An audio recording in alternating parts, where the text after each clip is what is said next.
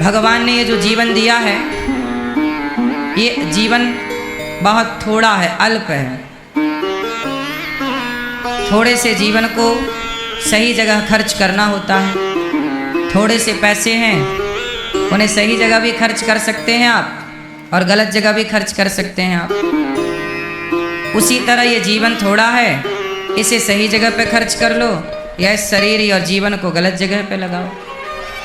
खर्च तो होना ही होना है। जिंदगी आइसक्रीम की तरह है। जिंदगी आइसक्रीम की तरह है, या टेस्ट ले लो वरना वेस्ट तो होनी ही है।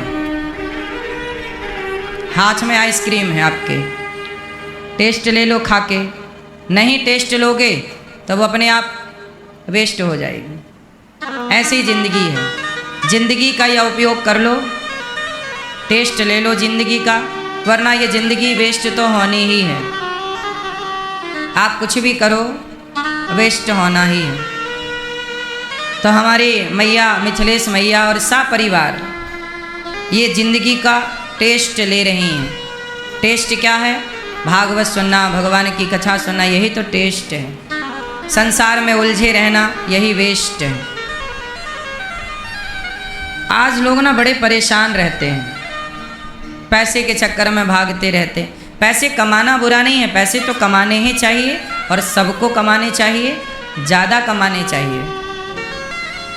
पर पैसे के लिए ना पागल होकर धर्म छोड़ देना, जिम्मेदारियां भूल जाना, ये पैसे का पागलपन बुरा है। पैसे में, अच्छा बताओ, पैसा ठंडा होता है कि गर्म? बोलो, पैसा ठंडा होता है कि गर्म? बोलो मेरी माँ। पैसे की तासीर क्या है? गर्म है। पैसा गर्मी पैदा करता है। और जब ज़्यादा गर्मी होती है तो आपको एसी लगानी पड़ती है कि नहीं? कूलर लगाना पड़ता है कि नहीं? गुजारा गर्मी से ना होगा साहब, ठंडक चाहिए। पैसे में गर्मी है, वो आपके दिमाग को गर्म रखेगा। भगवान की शरण में रहोगे तो ठंडक रहेगी। इसलिए जितना पैसा आए उतने प्रभु की शरण में जाओ तो बैलेंस बना रहेगा, वरना गर्मी आपको जला देगी। पैसे की गर्मी आपको, रावण के भीतर गर्मी आ गई पैसे की। मैं लंकापति हूँ, कौन क्या बिगाड़ लेगा? मैं किसी की भी पत्नी चुराऊं, मेरे से बड़ा कौन? हो गया खेल। इसलिए पैसा पाओ तो आम की डाली की तरह झुक जाओ। पैसा पाओ तो आम की डाली की तरह। आम का पेड़ फलों से भरता है तो डालियां। पैसा पाओ तो नम्र हो जाओ, सरल हो जाओ, और जरा अकड़े तो पैसे की गर्मी आपको जला के राख कर देगी। कितने लोगों को उनके ही पैसों की गर्मी ने जला के समाप्त कर दिया। सही है कि गलत है? इसलिए पैसे कमाओ, पर सुकून कहाँ है? मिलता है सच्चा सुख केवल भगवान तुम्हारे चरणों में। कुछ भी करो, कहीं भी रहो, देश रहो विदेश रहो, बैठे रहो खड़े रहो, हंसते रहो रोते रहो, चाहे मौत गले का हार बने, मौत भी खड़ी हो तो ध्यान मृत्यु की ओर नहीं, भगवान की ओर।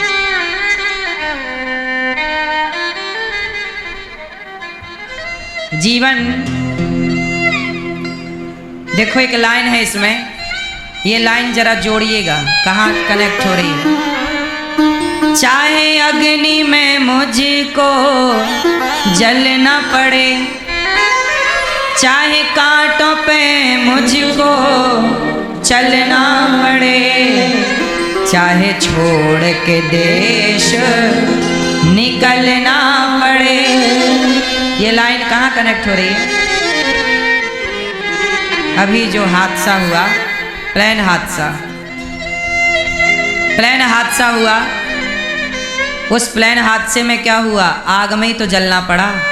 कहाँ जा रहे थे? छोड़ के देश निकलना। देखो ये लाइन, चाहे अग्नि में मुझको जलना पड़े,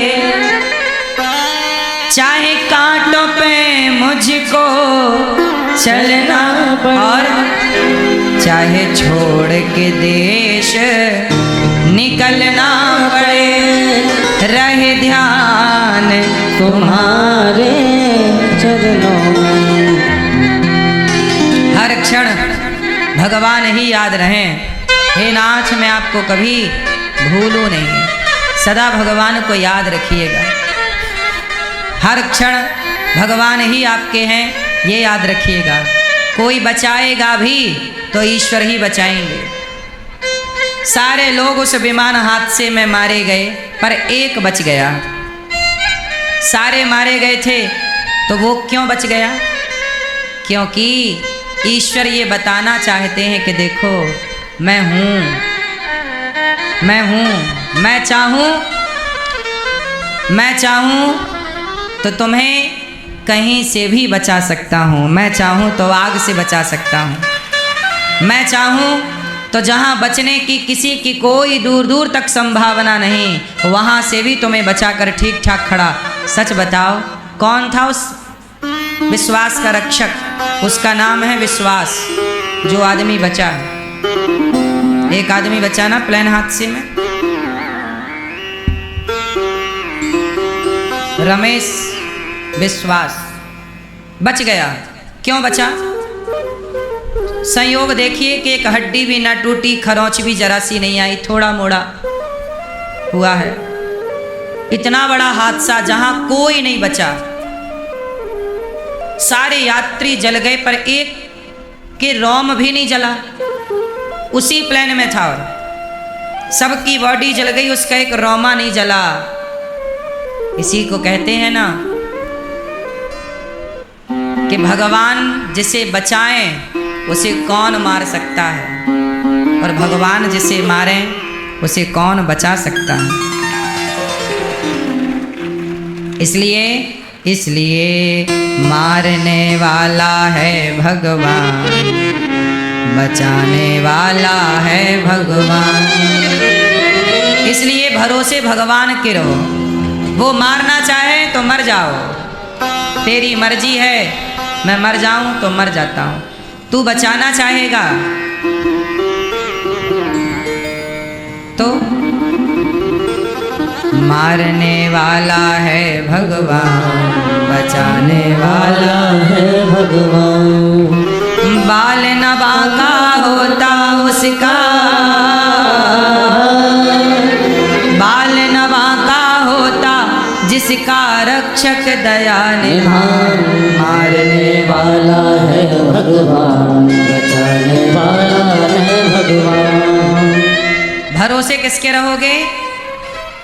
केवल मौत आएगी तो मर भी लेंगे, क्योंकि जीवन भी उन्हीं का दिया और मृत्यु भी उन्हीं की दी। हर हाल में भगवान को याद करना, यही भागवत जी सिखाती हैं। हमारे परीक्षित जी बने भैया श्री मास्टर श्री वीरेंद्र कुमार जी, श्रीमती शशि गुप्ता जी, सा परिवार कथा की गंगा में आप सब डुबकी लगा रहे हैं और जीवन को पावन कर रहे हैं, कृतार्थ कर रहे हैं। जीवन में भागवत सुन लेना चाहिए। अच्छे काम कल पर नहीं टालो। लोग क्या कहते हैं? कल भजन करेंगे, कल कथा सुनेंगे, कल काम करेंगे, कल तीर्थ यात्रा करेंगे, कल पर टाल देते हैं। अभी तो बहुत उम्र है। आप ये किस आधार पर कह सकते हैं कि आपकी बहुत उम्र है? राजा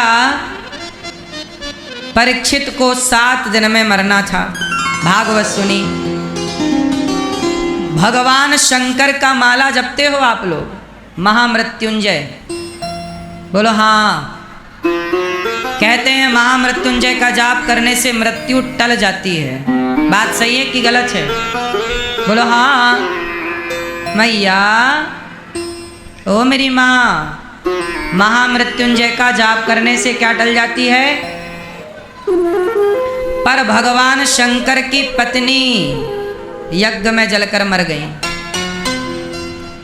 उनकी मृत्यु नहीं टली। शंकर जी के मंत्र से मृत्यु टल जाती है, पर स्वयं शंकर जी की पत्नी जल गई योग अग्नि में। क्या टली? बोलो क्या मतलब हुआ इसका?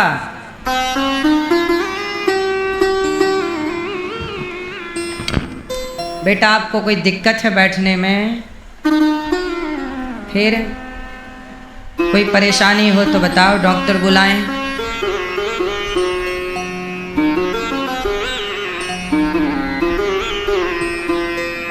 शांति से बैठ लो मेरी माँ, प्रेम से।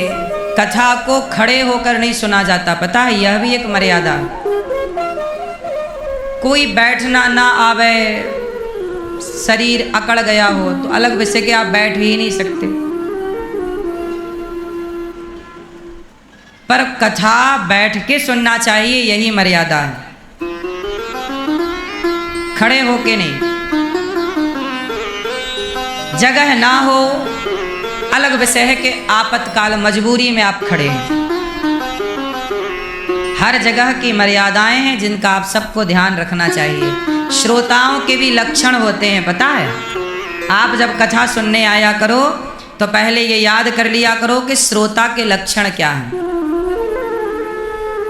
श्रोता के लक्षण होते हैं कि वो कथा शुरू होने से पहले आकर बैठ जाएं, कथा पूरी होने के बाद ही उठें, क्योंकि आप बीच में उठेंगे तो आपकी वजह से पीछे वाला कथा से डिस्टर्ब हो जाएगा, और वक्ता भी कथा से डिस्टर्ब हो सकता है, क्योंकि आप विघ्न कर रहे हैं। इसलिए कथा में ना हम विघ्न बने, ना हमारे द्वारा विघ्न पैदा हो। यह श्रोता का धर्म है कि वो इस बात का ख्याल रखे कि वो कथा में विघ्न ना बने।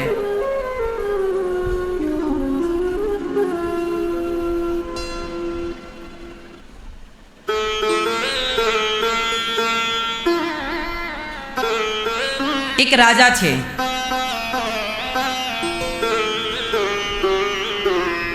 राजा उनका नाम था जनक। एक जनक नाम के राजा थे, राजा जनक। सीता माता के पिता नहीं, उसी गद्दी पर बैठे हुए उनके पूर्वज सीता माता के।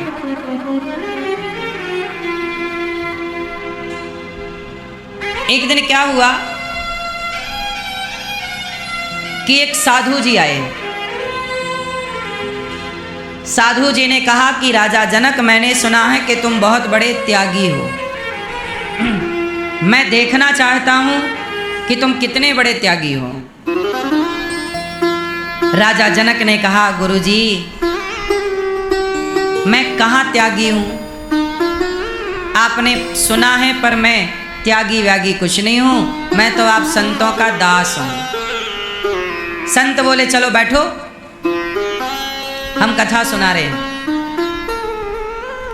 राजा जनक बैठ गए, कथा सुनने लग गए। अब जब कथा सुनने शुरू हुई तो राजा जनक के मंत्री ने आकर कहा कि राजन, महल में आग लग गई है। तो राजा, अब देखो कथा चल रही है, कथा की मर्यादा क्या है, इस मर्यादा को बताने, आपको समझाने के लिए मैं ये शास्त्रों की कथा सुना रहा हूं। राजा जनक कथा सुन रहे हैं, संतों का संग कर रहे हैं, सत्संग चल रहा है। तभी सूचना मिली कि महल में आग लग गई। तो राजा ने मंत्री से कहा कि आप लोग आग बचाने का प्रयास करो, मैं भगवान की कथा सुन रहा हूं। जाओ, भगवान की जो इच्छा। मंत्री गए आग बुझाने के लिए। थोड़ी देर बाद फिर सूचना आई, महाराज क्षमा चाहते हैं, आग बुझ नहीं रही, आपकी ओर आग आ रही है, इस ओर आग आ रही है। राजा ने फिर इशारा किया, बुझाओ, कोशिश करो। हाँ महाराज, अब कथा चल रही है। अब कथा, राजा जनक तो कथा सुन रहे हैं मन लगा के, पर सुनाने वाले जो गुरुजी थे वो यहाँ वहाँ देखने लग गए। तो राजा जनक ने कहा, गुरुजी आप तो कथा सुनाइए, क्या हुआ आपको? अरे बोले मेरी झोली पड़ी है बाहर, क्या वो तो ना जल गई होगी?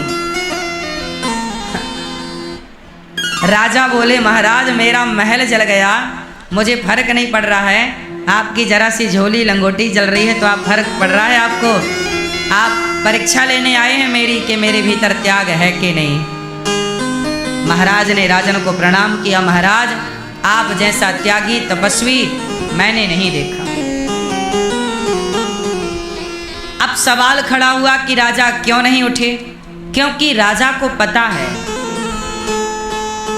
कि जो होना है वो होएगा।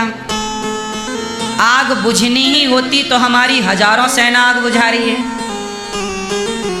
बुझना जाती? हमारे जाने से हम कितना पानी डाल देंगे? तो विधि के विधान को रोका किसने है? कौन रोक पाया? इसलिए भगवान की शरण में रहो, अच्छे प्रयास करते रहो, अच्छे कार्य करते रहो, पर जीवन में त्याग होना चाहिए। जो आपके पास आज है उस वस्तु से ज़्यादा अटैचमेंट ना पाल लेना, क्योंकि जो वस्तु आज मेरे पास है वो कल होगी, इसकी गारंटी नहीं। इसलिए मैं इस वस्तु का उपयोग तो करूं, पर इस वस्तु से अटैच ना हो जाऊं, क्योंकि ये आज है, कल रहेगी, इसकी गारंटी क्या है? और मैं इससे प्यार कर लूँगा तो कल ना होने पर मुझे इसका दुख लगेगा कि कहाँ चली गई, कहाँ चली गई, कहाँ चली गई। और मेरा कोई अटैचमेंट ही नहीं होगा इससे, तो ये रहे या ना रहे कोई फर्क नहीं। आप लोग गलती यही करते हैं कि संसार से इस तरह से कनेक्ट हो जाते हैं, जुड़ जाते हैं कि आपके पास जो आज है, जब वो कल नहीं होता तो आप उसके लिए छाती पीटने लग जाते, हाय हाय मैं तो मर गई, मैं तो मर गया, ये था कहाँ चला गया? क्योंकि आपने उससे अपने को बांध लिया। इस संसार में संत लोग भी रहते हैं, आप लोग और हम लोग भी रहते हैं, पर कुछ लोग हैं जो बंध करके रहते हैं संसार से, और कुछ लोग होते हैं जो संसार में रहते जरूर हैं पर बंधे किसी से नहीं। बोलो हाँ, आप ही बताओ कैसे रहना सही है? बंध कर रहना सही है या मुक्त होकर रहना सही है? बोलो बोलो। किसी मोह के बंधन में ना बंधो, मर्यादाओं के बंधन में तो बंधे रहो, जिम्मेदारियां हैं तो निभाओ, परंतु मोह के बंधन में ना हो कि मैं इसके बिना जी नहीं सकता, मैं इसके बिना रह नहीं सकता या रह नहीं सकती।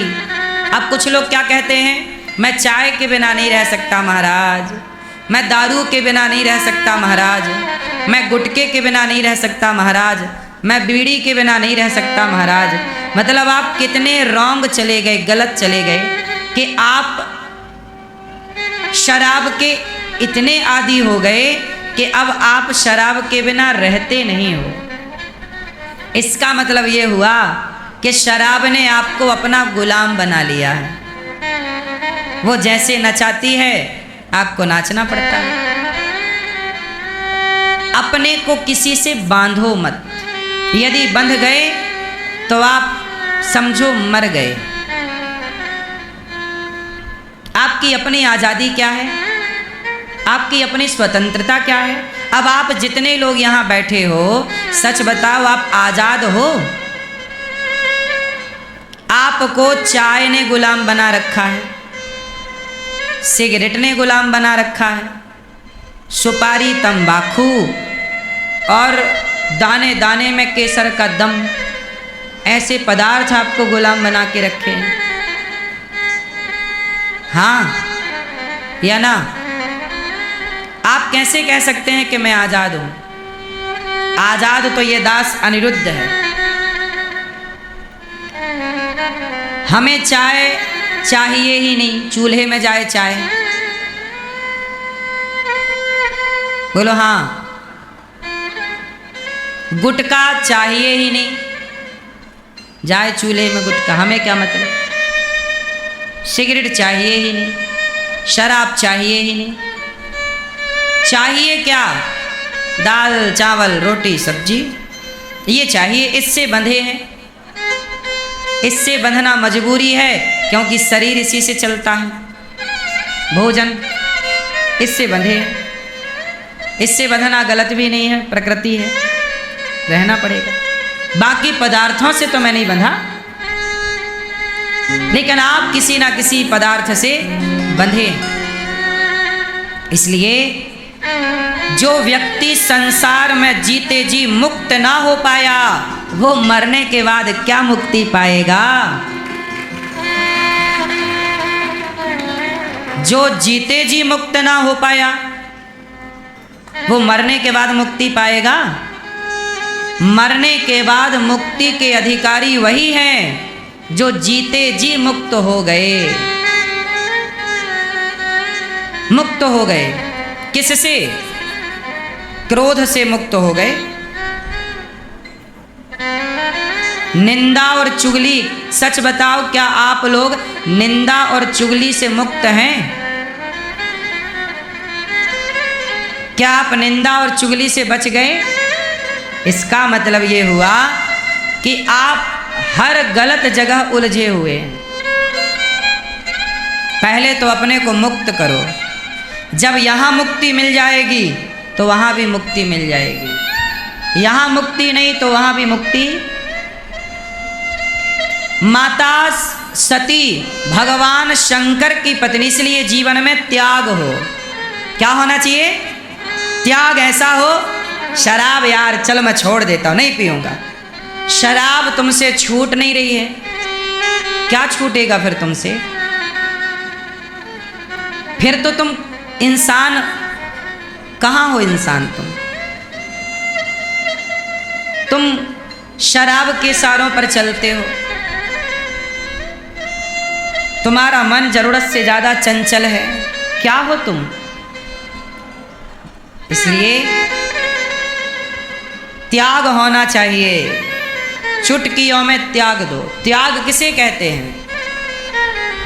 त्याग किसे कहते हैं? मैया आप बताओ। छोड़, क्या छोड़ना है?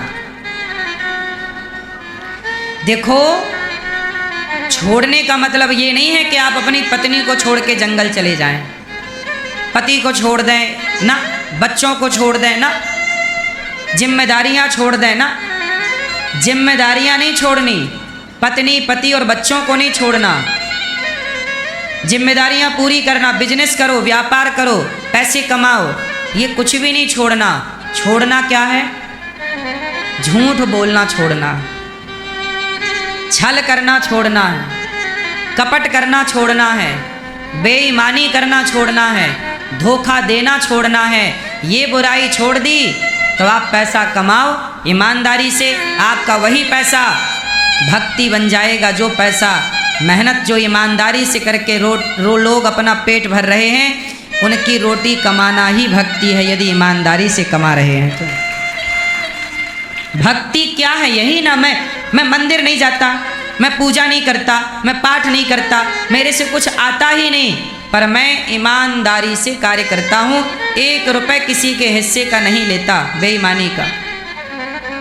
मैं किसी का दिल नहीं दुखाता, सदा बड़ों का आदर सम्मान करता हूँ, माँ बाप की सेवा करता हूँ, पत्नी को खुश रखता हूँ, बच्चों को संस्कार देता हूँ।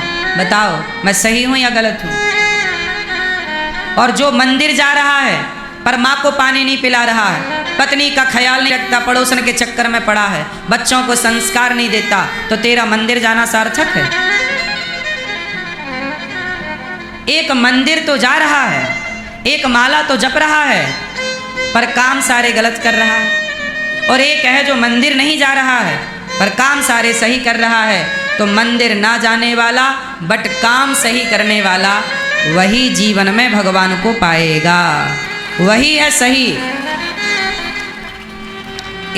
इसका मतलब ये नहीं है कि मंदिर मत जाओ, जाओ। मंदिर क्यों जाते हैं लोग? क्या मिलता है मंदिर में?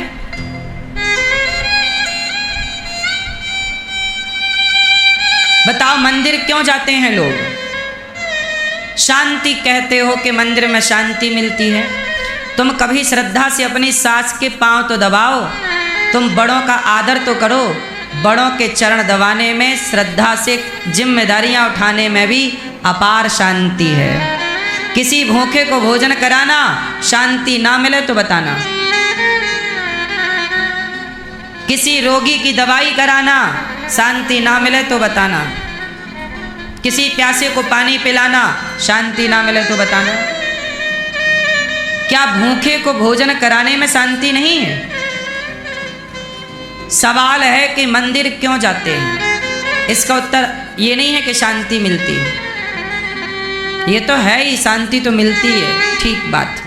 पर मंदिर जाने का मूल कारण क्या है? आप में से कोई बताएगा? क्यों मंदिर जाते हैं भैया, बताओ। हैं? शांति के लिए, हैं? मन की बात, मन की शांति। मिली शांति?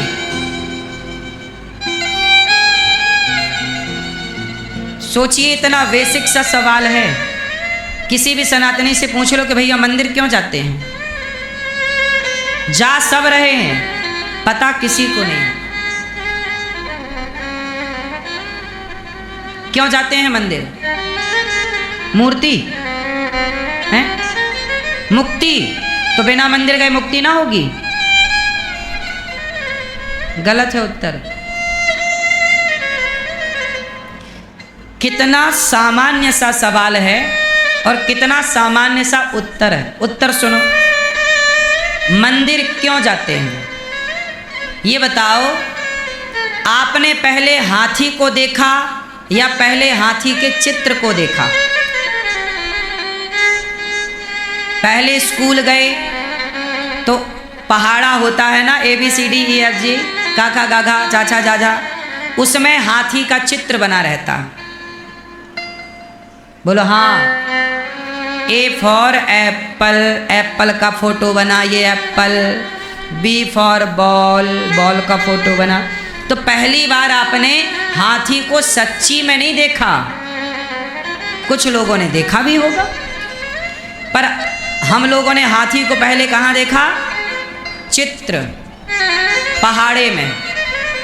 जब हाथी का चित्र आप देख लेते हैं, तब सामने आया हाथी तो बच्चा चिल्ला, माँ माँ माँ देखो हाथी हाथी। माँ ने कहा तुझे कैसे पता कि ये हाथी? हाँ हमने पढ़ा है, ये हाथी। अब बताओ, हाथी का चित्र देखा तो सच्चे हाथी को पहचान गया कि नहीं? बोलो हाँ। यदि हाथी का चित्र ना देखा होता, ना पढ़ा होता, तो हाथी सामने आता तो वो कैसे पहचानता? कैसे नाम जानता? इसका नाम क्या है? अब कोई नया जीव जंतु आपके सामने आए जिसके बारे में आपने ना सुना ना पढ़ा हो, तो आप क्या नाम बोलोगे? क्या है ये? घोड़ा। घोड़ा को हमने पहले देखा नहीं, पहले उसके बारे में पढ़ा, चित्र देखा, ये अच्छा ये है घोड़ा। बोलो हाँ। जब आपने हाथी का चित्र देखा तो हाथी को पहचानने में आसानी हो गई कि नहीं? हाँ या ना? बोलो हाँ या ना? उसी तरह मंदिर हम इसलिए जाते हैं कि मंदिर में भगवान का हम विग्रह देखते हैं, चित्र देखते हैं। और जब भगवान का चित्र देखते हैं और कभी भगवान हमें स्वप्न में मिलते हैं या साक्षात किसी हृदय में दिखते हैं, तो मंदिर में देख चुके हैं चित्र, तो उस परमात्मा को पहचानने में आसानी हो जाती है।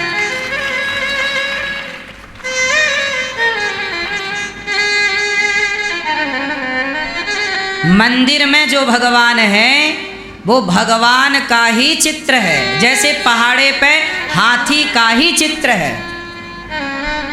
हाथी के चित्र से हाथी का ज्ञान हो गया कि नहीं?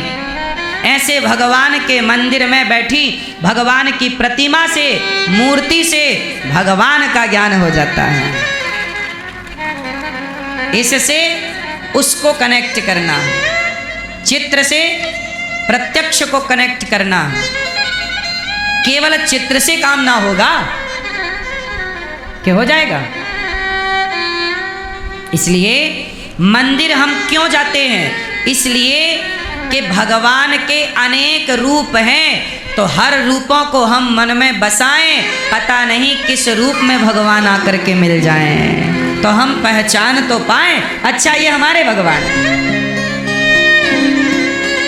हमारे भगवान का एक रूप है बाल रूप, जिसे कहते हैं बिहारी जी। हमारे भगवान का एक रूप है जो प्रेम का रूप है, जिसे कहते हैं जगन्नाथ जी। हमारे भगवान का एक मर्यादा का रूप है, जिसे कहते हैं मर्यादा पुरुषोत्तम राम। हमारे भगवान का एक रूप और है जो आधा सिर नर का, सिंह का, और धड़ नर का, नरसिंह। तो हमारे भगवान ने अनेक रूप बनाए कि भैया तुझे कहीं शेर मिल जाए तो शेर में मुझे ही पहचान लेना कि मैं ही हूँ। भगवान ने स्त्री का रूप बनाया मोहिनी, ताकि भगवान बोले कि कहीं तुझे स्त्री मिल जाए तो मुझे ही देखना कि मैं ही मोहिनी बनकर स्त्री के रूप में खड़ा हूँ तेरे सामने। भगवान बोले कि मैं राम हूँ, पुरुषों में उत्तम, पुरुषोत्तम, पुरुषों में उत्तम, पुरुषोत्तम। तो जहाँ तुझे उत्तम पुरुष मिल जाएं, श्रेष्ठ आचार विचार आचरण वाले मिल जाएं, उन पुरुषों को मेरा ही रूप जान लेना।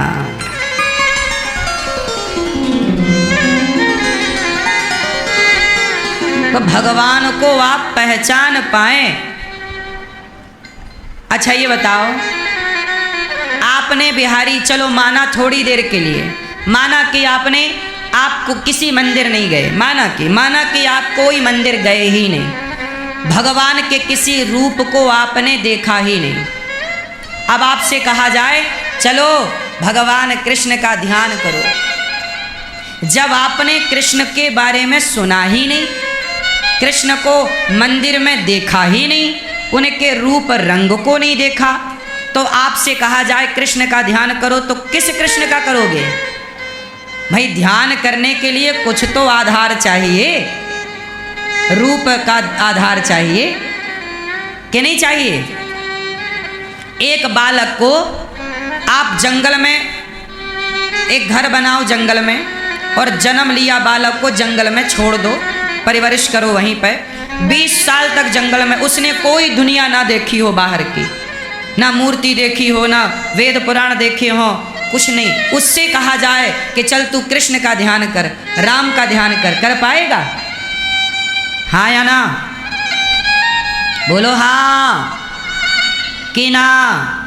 अब मैं आप लोगों से बोलता हूँ, चलो बिहारी जी का ध्यान करो, तुरंत आपके ध्यान में बिहारी जी का चित्र आ जाएगा, उनकी छवि आ जाएगी, उनकी आकृति आ जाएगी। क्यों? क्योंकि आपने बिहारी जी को देखा ही नहीं होता तो वो चित्त में बसते कैसे? अब बिहारी जी के मंदिर में नहीं है, अब जब से आपने उनको देखा वो मंदिर से निकलकर मन मंदिर में आके बैठ गए हैं। तो मंदिर क्यों जाते हैं?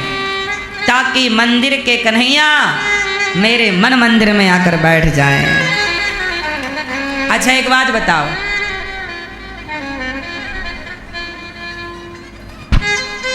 आप कोई पुस्तक पढ़ते होंगे? चलो बताओ ये क्या लिखा? भैया जरा जूम कर लो, ये पढ़ सकें, बस ये पढ़ लें, बस ये पढ़ो भैया, टीवी पे देखो क्या लिखा है। मेरे बाके बिहारी, पढ़ लिया? पढ़ लिया? पढ़ लिया? याद करो फिर से याद करो, बस हो गया। याद हो गया? अब ये बताओ कि इस पुस्तक में जो लिखा है वो आपने पढ़ लिया, अब वो जो आपने पढ़ा वो कहाँ बैठ गया? याद हो गया? कहाँ बैठ गया? हो गया ना सेट? अब ये बताओ कि यहां से आपके हृदय तक चला गया कि नहीं गया? क्या यहां कुछ कमी आई? क्या यहां बांके बिहारी लाल अब थोड़ा फीका फीका दिखने लग गया क्या? क्योंकि आपने ग्रहण कर लिया ना। तो जब पुस्तक से कोई अक्षर आप ग्रहण कर लेते हैं तो क्या वो पुस्तक से हट जाता है क्या? बोलो, नहीं हटता। वो पुस्तक में जस का तस है, लेकिन उसे आपने ग्रहण कर लिया और अपने हृदय में बसा लिया। जैसे ये अक्षर पुस्तक का आपके हृदय में पहुंच गया, उसी तरह मंदिर के बिहारी जी आपके हृदय में पहुंच जाते हैं। और मंदिर के बिहारी जी मंदिर में जस के तस हैं, पर आपके हृदय में सेट हो गए। तो मंदिर क्यों जाते हैं लोग? मंदिर इसलिए जाते हैं कि मंदिर में बैठा हुआ परमात्मा मेरे चित्त में ऐसा बैठ जाए कि जब मैं घर जाऊं, खाऊं, गाड़ी चलाऊं, बिस्तर पर लेटूं, काम करूं, तो बस मेरे हृदय में, मेरे चित्त में बिहारी लाल बिहारी जी प्रकट हो जाएं। मेरे हृदय मैं जगन्नाथ जी गया, मैया मैं जगन्नाथ जी गया तो जगन्नाथ जी को मैंने जी भर के देखा, और देखने के बाद अपने चित्त में, मन में ऐसे बिठाया कि अब मैं जब भी जगन्नाथ जी का नाम लेता हूँ, बार बार मेरे हृदय में जगन्नाथ जी का वही स्वरूप प्रकट हो जाता। अब मैं कहीं भी रहूं, खेत में रहूं, कमरे में रहूं, ट्रेन में रहूं, प्लेन में रहूं, पर मेरे चित्त में जगन्नाथ। अच्छा सुनो, जब तक मैं जगन्नाथपुरी नहीं गया, सच कहता हूं मेरे चित्त में जगन्नाथ जी थे ही नहीं, थे ही नहीं, थे ही नहीं। पर जगन्नाथ गया और जब जगन्नाथ जी को देखा तो मेरे चित्त से निकलते ही नहीं, सदा के लिए सेट हो गए।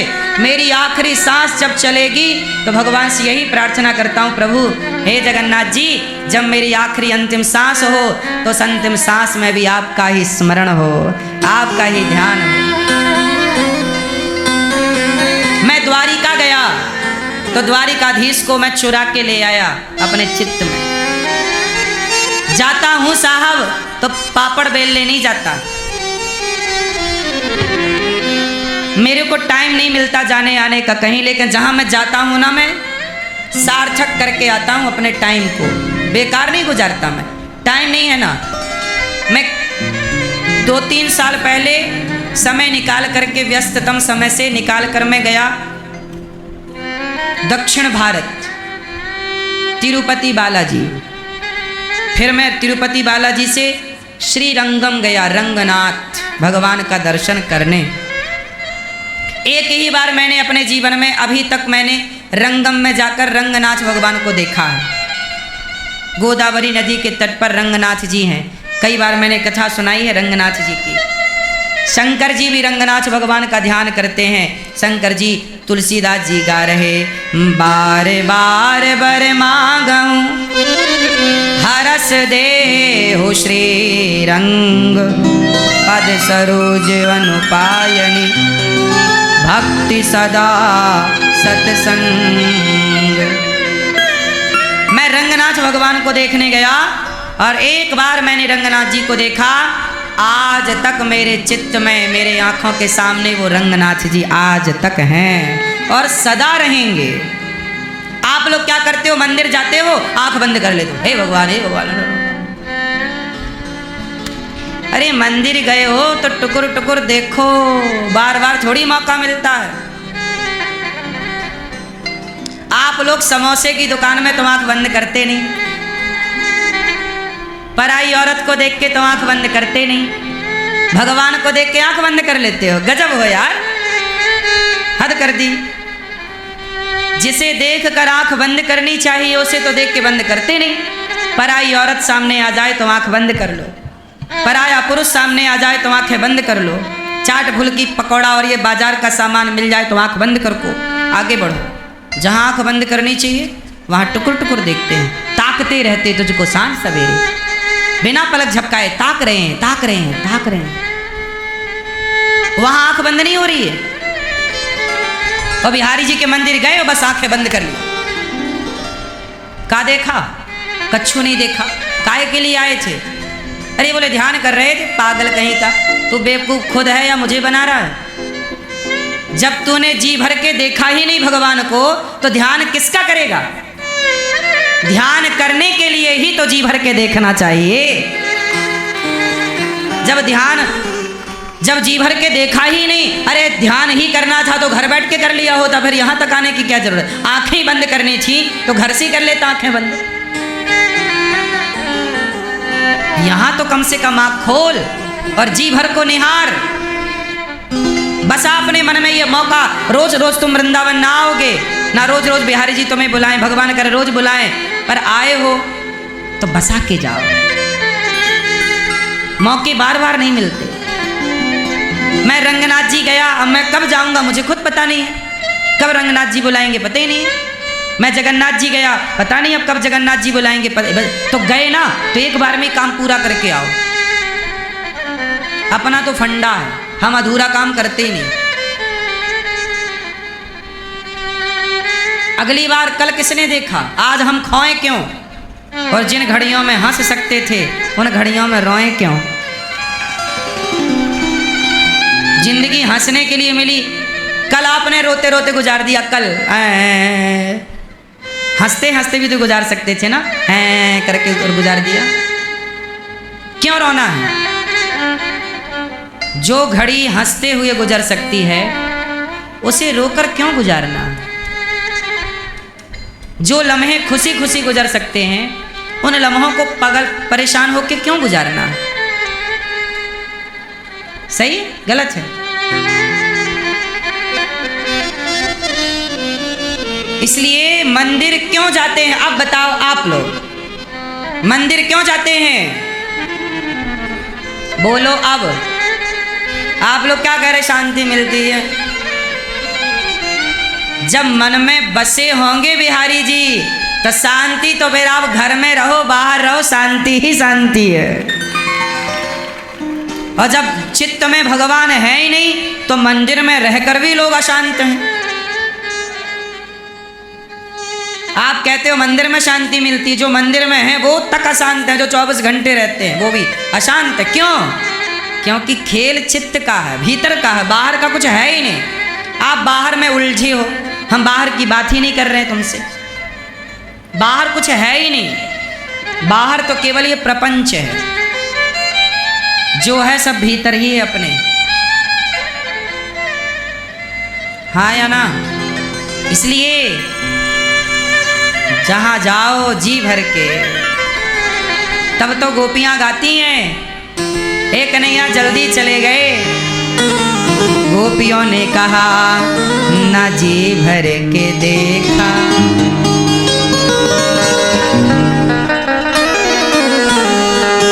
बड़ी आरज़ू थी मुलाकात की। न जी भर के देखा न कुछ बात की, बड़ी आरज़ू थी मुलाकात की। बिहारी जी के पास जाओ तो जी भर के देखो और थोड़ी प्यार की बातें करो। बिहारी जी कैसे हैं आप? अब आप तो जाते हो लिस्ट, हे भगवान बहू के बेटा हो जाए और बगल वाला प्लॉट मिल जाए और ये नौकरी बेटा की लग जाए और ये मिल जाए।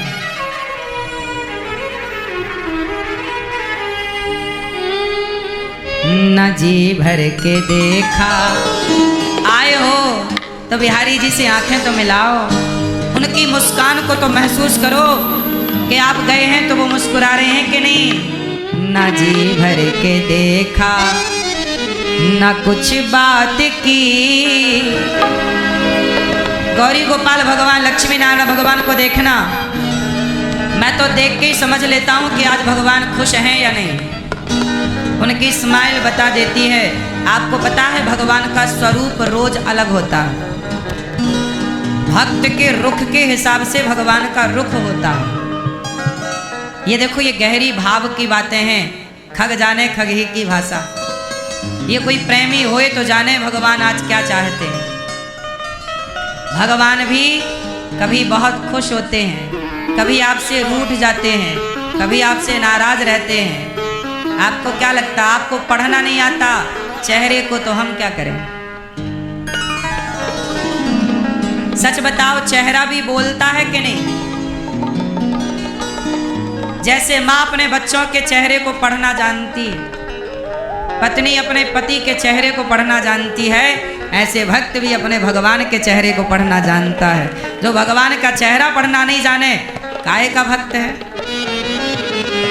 कहाँ दिन बिताया, कहाँ रात की, बड़ी आरज़ू थी मुलाकात की। तो भगवान को आपने देखा नहीं और कह दिया कि हम दर्शन करके आ रहे हैं। अरे दर्शन तो ऐसे करो कि आपको अब निकालना चाहें दिल से तो वो कन्हैया निकले ना। ये है दर्शन। आज सच बताएं, मंदिर जाते बहुत लोग हैं पर दर्शन करके आने वाले बहुत कम लोग हैं। मंदिरों में दर्शन करने वालों की भीड़ कम है, मांगने वाले भिखारियों की भीड़ ज़्यादा। लोगों को दर्शन से मतलब ही नहीं है। लोग तो मंदिर भी अपने स्वार्थ से जाते हैं कि हे भगवान हमारा ये काम कर दो तो हम आपको लड्डू चढ़ाएंगे, हमारा ये काम कर दो तो सोने का छत्र चढ़ाएंगे, नहीं काम करोगे तो नहीं चढ़ाएंगे। आजकल का आदमी तो भगवान से भी सौदा करता है।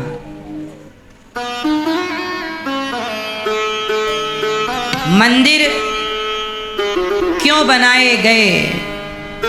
ताकि हर क्षण भगवान का स्मरण रहे कि वो खड़े देख रहे, हम पाप से बचें, हम पाप ना करें, ये जाने कि भैया भगवान देख रहे हैं। लेकिन अब मंदिरों का अर्थ बदल गया है।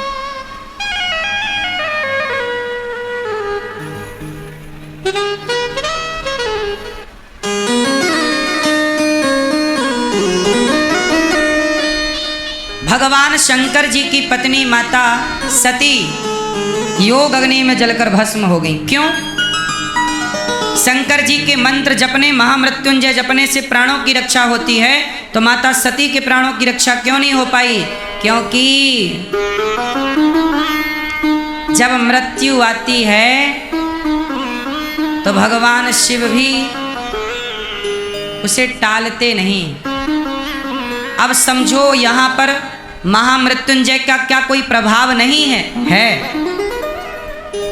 अब देखो जरा, दो बातें यहां समझने की हैं। होनी दो तरह की होती है। होनी कितने तरह की? एक तो होनी जो आपके प्रारब्ध जन्य होनी है, जो आपके भाग्य में लिखा है वो होनी है। पर एक होनी और होती है, हरि इच्छा भावी बलवाना, एक भगवान की इच्छा से होती है, एक ब्रह्मा की इच्छा। देखो विधि किसे कहते हैं? ब्रह्मा को। विधि का विधान, बोलो क्या कहते हैं? विधि का, विधि का, विधि का, विधि का विधान भगवान मैट सकते हैं, पर भगवान का विधान कोई नहीं मैट सकता। दो बातें समझिएगा। आप लोग कहते हो ना ये विधि का विधान है, तो विधि कहते हैं ब्रह्मा जी को। जो ब्रह्मा ने लिखा उसे कहते हैं विधि का विधान। जैसे सांदीपनी गुरु जी का बेटा मर गया, भगवान कृष्ण जहां पढ़ने गए उज्जैन, उनका बेटा मर गया। वो क्यों मर गया? क्योंकि विधि ने इतनी ही उम्र लिखी थी। विधि के विधान में इतनी ही उम्र थी उस बच्चे की, वो मर गया, गुरु सांदीपनी जी का बेटा। पर विधि के विधान को कौन मैट दिया? भगवान कृष्ण, जो कि साक्षात नारायण है, वो मरे हुए बेटे को जिंदा करके ले आए, विधि के विधान को मैट दिया। बोलो हाँ। जैसे माता देवकी के 6 पुत्रों को कंस ने पैदा होते ही मार डाला, तो विधि के विधान तो यही था कि ये जन्म लेते ही मर जाएंगे। पर भगवान से देवकी ने कहा मेरे पुत्र लाओ, तो भगवान ने विधि के विधान को सुनो। विधि के विधान को शंकर जी भी मैट सकते हैं। आपके विधि विधान में लिखा है कि मुझे मरना, जैसे मैं अपनी एक छोटी सी बात सुना दूं आपको। ये दास अनिरुद्ध 2013 या 14 में 14 में मैं छत से गिर गया था, ऊपर से। कहां से गिर गया? मैं ऊपर से 2 मंजिला से गिर गया नीचे। मेरी कोल्हू की हड्डी टूट गई। गिरा था, पहली बात तो सिर के बल गिरता, तो सिर के बल गिरता तो मर ही जाता, तो मरा नहीं। हड्डी टूटी तो डॉक्टरों ने बताया कि अब ये सारी जिंदगी हड्डी तो जुड़ जाएगी, पर चूरा हो गई है, कई टुकड़े हो गए हैं, तो छोटी बड़ी हो जाएगी। मतलब एक पाँव छोटा हो जाएगा, एक पाँव बड़ा, मतलब लंगड़ा होके चलेगा। मुझे बताया डॉक्टर ने कि लंगड़ा होके चलोगे। तो वो जो था विधि का विधान था कि मैं गिरा और मेरी मृत्यु थी उस दिन। मेरी क्या थी? इतने ऊपर से गिरा भैया, मरना संभव था या नहीं? पूरी संभावना थी मृत्यु की। सच बताऊं तो मैं उस दिन गिरा छत से, मैं मर ही गया था। विधि का विधान था कि मैं मर जाऊं, मेरी उम्र उतनी ही थी। फिर क्या हुआ? उस विधि के विधान के ऊपर भगवान का विधान चलता है। शायद इस शरीर से कोई पुण्य हुआ होगा। मैंने बचपन से लेकर सदा संतों की सेवा की है। जब मैं गिरा तो मैं 2013-14 में, लेकिन मैं बचपन से संतों की खूब सेवा करता रहा। साधु जनों के खूब पांव दबाए थे मैंने, खूब सेवा की। उस सेवा के कारण मैं सवेरे 4 बजे जागकर मंदिर जाकर पूजा करता। नित्य मैं सुंदरकांड का पाठ करता। पूरा सुंदरकांड मुझे कंठस्थ था, आज भी है। पहले मैं 15 मिनट में पूरा सुंदरकांड कर लेता, इतनी स्पीड थी। रोज सुंदरकांड हनुमान जी को सुनाता था। शंकर जी के मंदिर में ठीक सामने, मेरे सामने भोलेनाथ बैठते थे, शिवलिंग, उनके सामने बैठकर शंकर जी थे, शंकर जी के सामने हनुमान जी, और मैं सामने रोज पाठ सुनाता था। जबकि मैं बच्चा था, मुझे कोई मांगता भी नहीं था। मांगना भी क्या होता है मैं जानता नहीं था। उस समय मैं 14 साल का, 13 साल का था। मैं 13-14 साल का बच्चा, मुझे कुछ ज्ञान नहीं था, लेकिन सुंदरकांड पढ़ना अच्छा लगता था, तो मैं हनुमान जी को सुनाता था, शंकर जी को सुनाता था। राधा कृष्ण भगवान का मंदिर था। आप सुनो, 6 बजे तो सवेरे में पूजा करके मंदिर में ताला मार के बाहर निकल आता था। और सवेरे 6 बजे निकलकर बासी 2 रोटी अचार के संग खाया और गैया लेके 7 बजे चराने चला जाता था। ये मेरा रूटीन था। सवेरे गैया चराने जाता था। सवेरे 1 घंटा गैया चराता, 7 से 8, 8:30 बजे तक, और ला के 1-1.5 घंटा घुमा फिरा के गैया बांध देता। फिर स्कूल चला जाता 10 बजे, 9:30 बजे साइकिल उठाता, स्कूल से पढ़ के आता। फिर पढ़ के आने के बाद थोड़ा खाना पीना मैया खवाती, खाता, फिर गैया ले जाता, चराता। ये मेरी दिनचर्या थी उस समय जब मैं छोटा था। अब बताओ, मैंने किसी का बुरा नहीं किया ना बचपन में?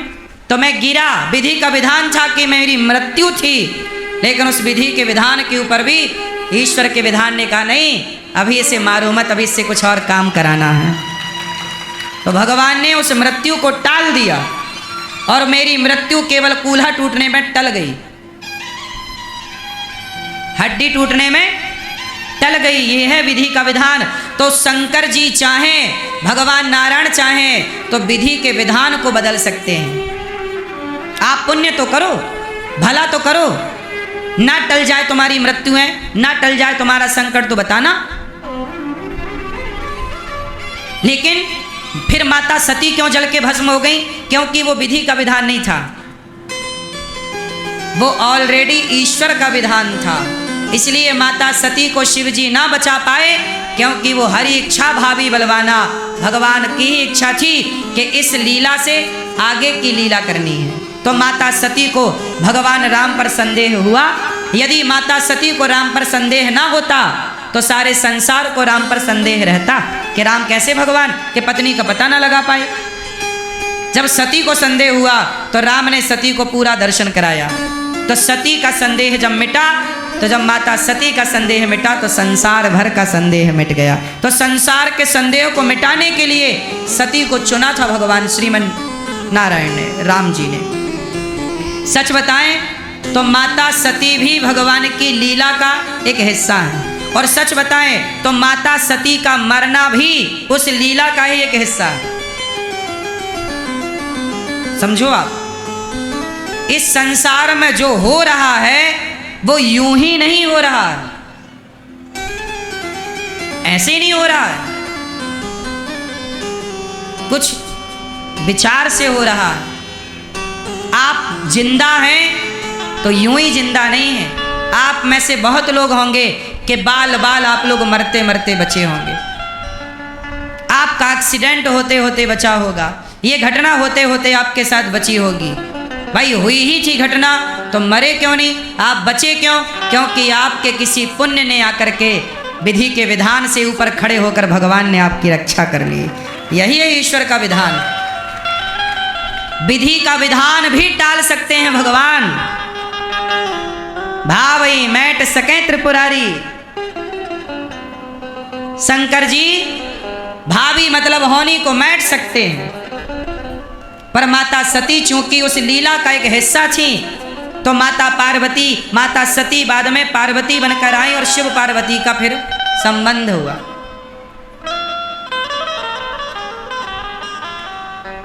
ये दास अनिरुद्ध यदि आपके बीच में है तो विधि की इच्छा से नहीं है, भगवान की इच्छा से है। इसलिए भगवान पे भरोसा रखो, विधि के विधान को भी मैटा जा सकता है। कोई बड़ी बात नहीं है ये। आपका पुण्य विधि के विधान को मैट सकता है। एक उदाहरण देता हूं वेदों से और पुराणों से, सुन लेना ये कथा कहीं भी। मार्कंडेय जी नाम के एक ऋषि हुए। जब वो पैदा हुए तो उनकी जन्म कुंडली बनाई गई। उनके पिता बहुत बड़े ज्योतिषी थे। तो मार्कंडेय जी पैदा हुए तो उनकी उम्र निकल कर आई कुंडली में। बोले ये बालक तो केवल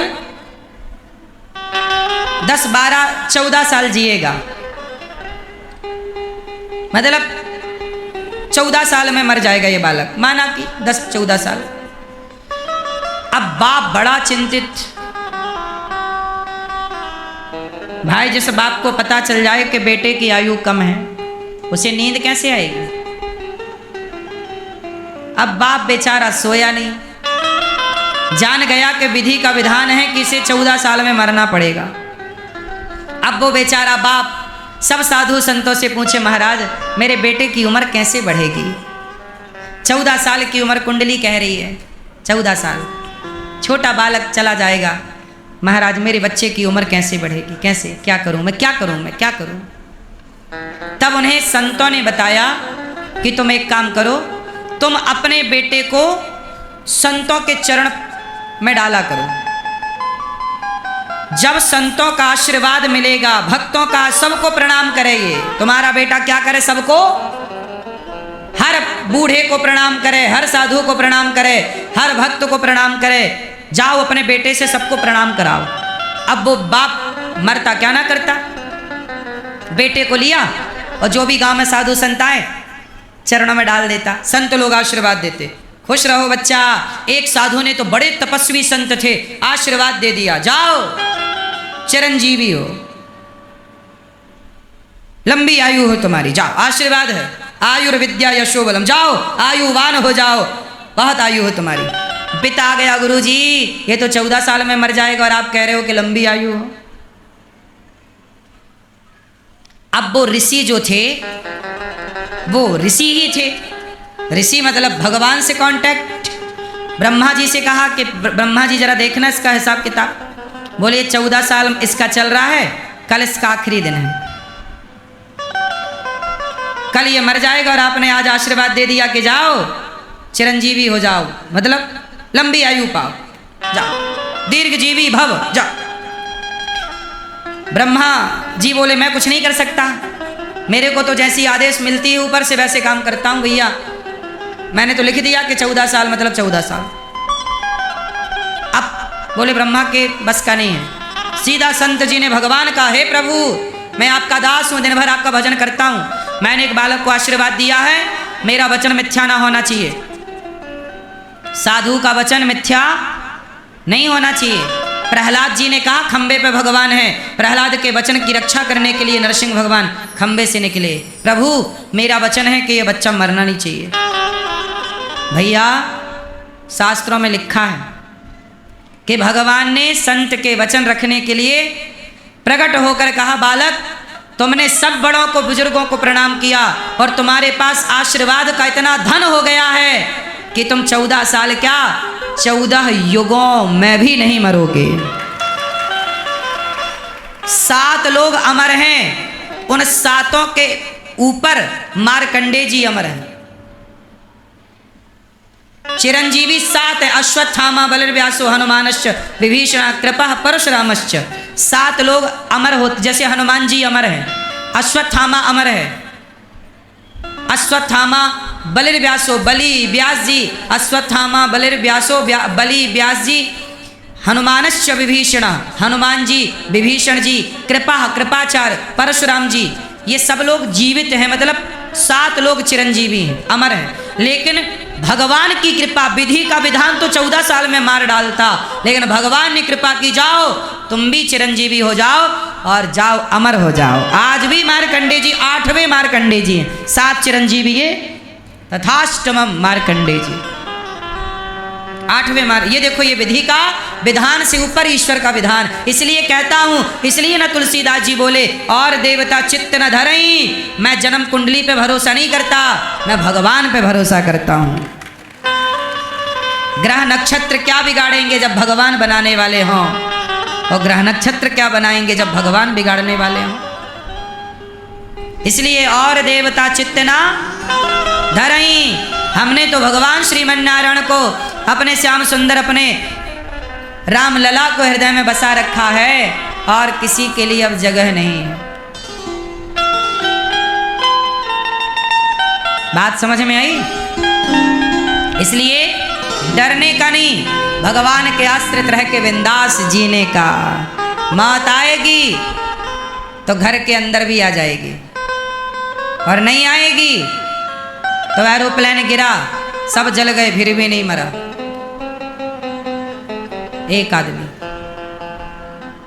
नहीं आएगी तो नहीं आएगी, और आएगी तो घर बैठे आ जाएगी। इसलिए मौत से डरने का नहीं, भगवान पे भरोसा रखने का।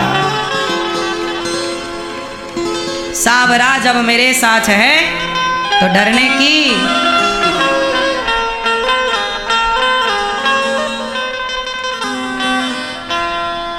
भगवान पे भरोसा बड़ी चीज है मेरी माँ। अब देखो ना, ध्रुव जी महाराज अपने पिता की गोद में चले बैठने, पिता ने गोद में बिठाया नहीं, पिता ने गोद में बिठाया नहीं, तो माँ ने कहा जा परम पिता की शरण में जा। विधि के विधान ने ध्रुव जी के भाग्य में राज सत्ता नहीं लिखी, समझो। विधि के विधान ने ध्रुव जी के भाग्य में राजगद्दी नहीं लिखी, पर ध्रुव जी ने जब भगवान की शरण ली तो विधि के विधान को मैट कर भगवान ने 36,000 वर्षों का राजा बना दिया ध्रुव को। ध्रुव जी को उनके पिता की गोद में जाकर बैठने लग गए तो उनकी सौतेली माँ ने नीचे गिरा दिया। तब माँ ने कहा जाकर तपस्या करो, और ध्रुव जी ने तपस्या करी। 5 महीने में भगवान प्रकट हो गए। जो भगवान दे सकते हैं ना, वो तुम्हारा बाप भी क्या देगा, और विधि का विधान क्या देगा। भगवान बड़े हैं, भगवान तो रोज ब्रह्मा बनाते हैं, भगवान 50 ब्रह्मा बना सकते हैं। उन 50 में से एक ब्रह्मा ने तुम्हारा विधान बनाया है। बोलो हाँ कि ना।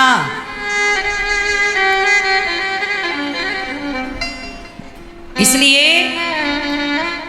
क्या लिखा है मेरे भाग्य में, नहीं, मेरे भाग्य में जो नहीं लिखा वो भी मिलता है।